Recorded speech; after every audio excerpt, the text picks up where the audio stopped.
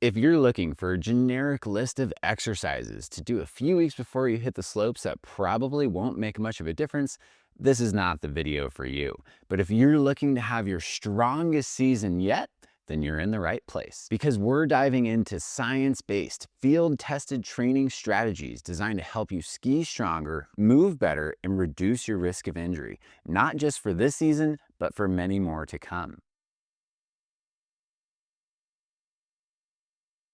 My name is Mikey Bell with Outdoor Adventure Training, and the only thing I love more than skiing is training for it. Let's break down these 6 exercises that every skier should master and why they matter. Kicking things off with number 1, the goblet squat. This is a foundational movement pattern, and if you can't squat effectively, you're gonna have a hard time skiing effectively. And before we stack any weight onto you, we need to assess your squatting ability because this will directly inform and reveal limitations in your posture, your range of motion, and neuromuscular control. Doing a simple overhead squat assessment, we can look at key kinetic checkpoints in the body to see where those muscle imbalances might exist so we can implement strategies to help correct your movement patterns. Once you feel solid with your squatting technique, then we can start diversifying this simple and very effective exercise to enhance your posterior strength and power. We can start with the standard goblet squat, holding some sort of a weight in the goblet position, which really enhances our core musculature, which is important for skiing. We can focus on slow repetitions, really building that neuromuscular efficiency through the glutes and hamstrings. We can increase the repetition tempo to enhance endurance and power. We can utilize unilateral load, meaning holding the weight on just one side. So we need to use more of our lateral core musculature and obliques. And we can really get dynamic with this, either moving laterally, side to side, or moving our feet into awkward and uncomfortable positions and making our brain adjust as we're moving. And that's really key in this multi-planar movement because skiing is not one-dimensional. We are moving from edge to edge every single turn, and we need to have that range of motion through our hips and the stability in our knees and ankles to perform at our best. And lastly, we can add all sorts of different tools to intensify or regress our squatting movement depending on where you're at. Unstable surfaces like a Bozu ball, or adding some extra support with a TRX depending on where you're at on your squatting journey. Number 2, the reverse step up. This is a highly underrated and super effective exercise for skiers because it tackles 2 main things. We're first eccentrically loading the quadricep, which we're doing a lot of as we're decelerating and going downhill and absorbing that impact. And number 2, we're enhancing our control and dorsiflexion, which, if you've ever heard the cue of driving forward in your boots, is all about dorsiflexion and eccentric quad loading, which is why the reverse step up is so effective at achieving this in a unilateral fashion, one leg at a time. To perform the reverse step up, you do need a small step or stair, and keeping your entire foot firmly planted on that surface, you're going to slowly drive the knee over the toe before squeezing the quads to come back up to center. Ideally, your heel is not going to leave this platform, and if it has that tendency, we can put a little wedge or block under your heel to elevate that, but really that's just pointing to a larger muscle imbalance, likely overactive calves, which might mean you need to mobilize those tissues a little bit more. But really, we're looking for that control through the lumbopelvic hip region, meaning don't let your hips rotate. Keep your core engaged, and most importantly, with this exercise, do not let the knee collapse in. We need to stay externally rotated through the hip and subtly supinated through the ankle and foot, keeping a little bit of an arch and really working on keeping that knee out will help engage glute medius. And this is a really good way to train against an ACL injury. We can utilize tools like bands to apply that valgus pressure so we can really work to push against it to train our brain and body to resist that valgus motion.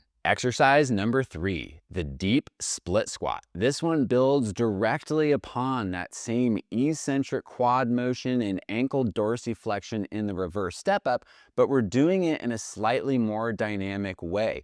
This one not only challenges those things, but also works on hip extension and mobility through the back leg, which is really important. As a skier, we're sitting in the car driving to the ski area, we're sitting on the chairlift, and we're in that squat position and we're in hip flexion the whole time. And most skiers really struggle with overactive hip flexors and tight quads. And this exercise gets you into deep hip extension to help correct some of those imbalances. We can start with a very simple split squat, not necessarily going super deep. We can have props to help keep us balanced as we slowly work up and down. The real key with this exercise is keeping that back heel up and getting up on those toes and making sure your feet are both parallel, going straight ahead. As you start to build confidence and balance and range of motion, we can extend that lunge stance and start driving forward a little bit more. This variation will really challenge your vastus medialis oblique, the medial quad muscle that plays a huge role in stabilizing the knee joint and making sure you have the muscular endurance to ski that powder line all the way to the bottom without your legs burning out. We can further intensify and advance this exercise utilizing those same banded methodologies to pull you more valgus. We can put either leg elevated on an unstable surface just to really challenge your proprioceptive ability to balance in an unstable environment, which is all you're ever going to be doing while you're skiing. We still really need to pay attention to that knee alignment and keeping that ankle subtly supinated and that external rotation through the hip to keep the glutes engaged. Now, as you're going through these exercises, if you start to notice that you are really struggling with that knee collapse and that arch collapse, one thing that might help is footbeds. And we love our Sole footbeds. These have an amazing supportive arch to help you a little bit in getting into that externally rotated position. We use these in our trail running shoes and our gym shoes when we're on big hikes and our ski boots, and can go a long way to help correcting some muscle imbalances and dialing in your movement patterns, especially if you've ever dealt with things like Achilles tendonitis or plantar fasciitis. These things are game changers. There's a link in the description below to Sole footbeds so you can get $20 off your first order. Moving right along to a classic exercise, number 4, the single leg Romanian deadlift. This is an amazing exercise that challenges a whole bunch of systems at once. We're working on balance. We're working on posterior chain mobility and stability, core engagement, you name it, it's probably happening in this exercise. That said, it can be very challenging, and we have a full 20-minute video on how to do this exercise alone because it's one of the most frequent exercises I see done incorrectly. But the real keys here are simple. This is a hip hinge motion. It's not a squat, it's not a lunge. We are really only moving through the hip joint. So starting from a really balanced, centered position, the core is engaged and chest is up, maybe a slight bend in the standing leg, and we're working on hinging forward or pushing the hips back is another good cue. We want to make sure that that hip stays closed down, keeping your core engaged. And more often than not, the limiting variable here is hamstring mobility and range of motion. And you should only go as far as you can in a single leg Romanian deadlift while maintaining great posture. If you start to round through your spine, you've gone too far. And this is where, again, we can utilize tools like your ski poles or a railing, maybe a TRX suspension strap or resistance bands to help you maintain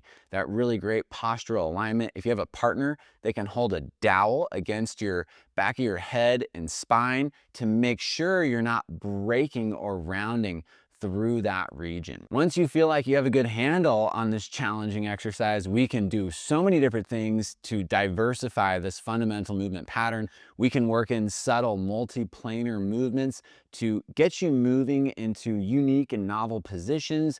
We can do this on a very unstable environment like a Bosu ball. We can add resistance. We can even tack this on to other compound exercises like a reverse lunge or a curl to press to really bring it around to a full body movement. But at the end of the day, this exercise will directly come back to enhance your skiing ability by improving your balance and your ability to stay neutral when the load is unilateral and off center. Number 5, the Pallof press. I thought long and hard about which core exercise to implement, and you should have noticed by now that every single exercise up until now has already mentioned the ability to keep your core engaged, but this one really highlights that here. This is an anti-rotation exercise, which as a skier, you should know that ability to articulate through the hips while keeping great posture with your upper body staying down towards the fall line is critical.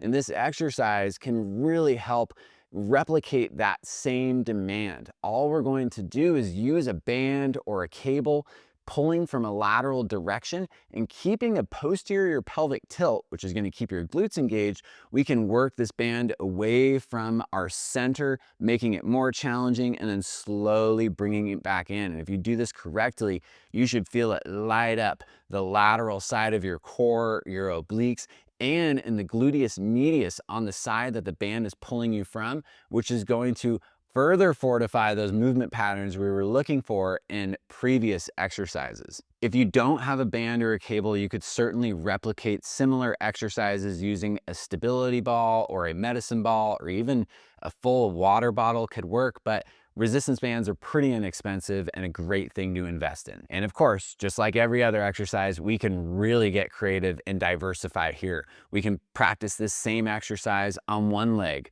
We can balance on one leg on an unstable environment. We can work in more dynamic lateral motion while keeping the hips square and the core engaged. This is really going to challenge your glutes and your core. We can get more dynamic. We can even rotate. We can do a band twist or a cable twist.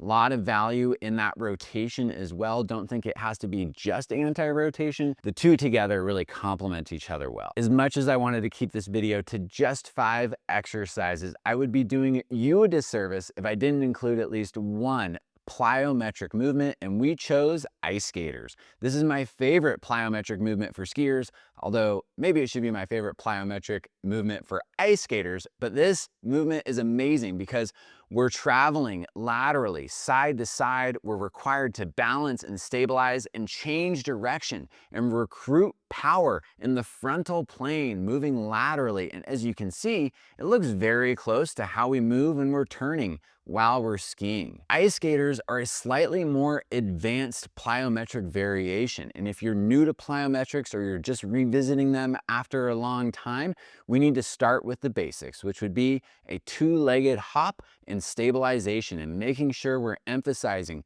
soft landings and loading eccentrically once again. A lot of people shy away from impact, and for good reason, but skiing is not a low impact sport, and we need to prepare our mind, but also our tendons and ligaments and tissues to absorb those forces and be resilient while you're skiing. Once you feel strong and confident hopping on 2 legs, then we can move to single leg, then we can move to single leg, moving a little bit more quickly, and then you're ready for the full-blown ice skater, driving side to side, recruiting all of that power. We can add a lot of different variations here as well. We can hop on and off of unstable surfaces. We can even hop down and then move into an ice skater, really challenging that neuromuscular control. You can get really creative and kind of go crazy with ice skater variations. Just please do it safely, have fun with it, and always revert back to the principles we've already talked about and that I preach on this channel: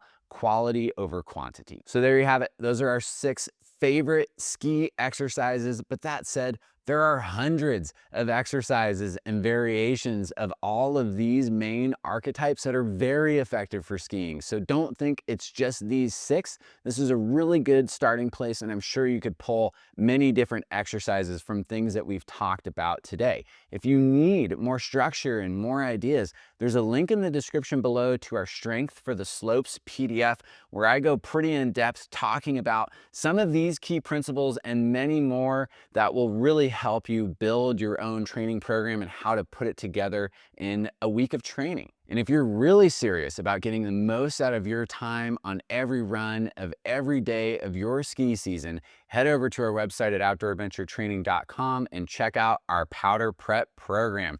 This is our full periodized training program specifically designed for skiers. It's backed by real coaching experience. We apply these methodologies on our own, and it's been reviewed and got the stamp of approval from former US ski team orthopedic surgeon Dr. Jeb Reed. It's a really amazing program to make sure you're getting the most out of your winter, which I know is your favorite season. Don't forget to like this video, subscribe to the Outdoor Adventure Training YouTube channel, and share this video with your ski buddy who still thinks mountain biking is going to be enough to get them ready for the season. I promise you it's not. Stay tuned. We have a lot of really fun and exciting ski-focused content coming throughout the rest of the winter season, and we'll see you here next time at OAT.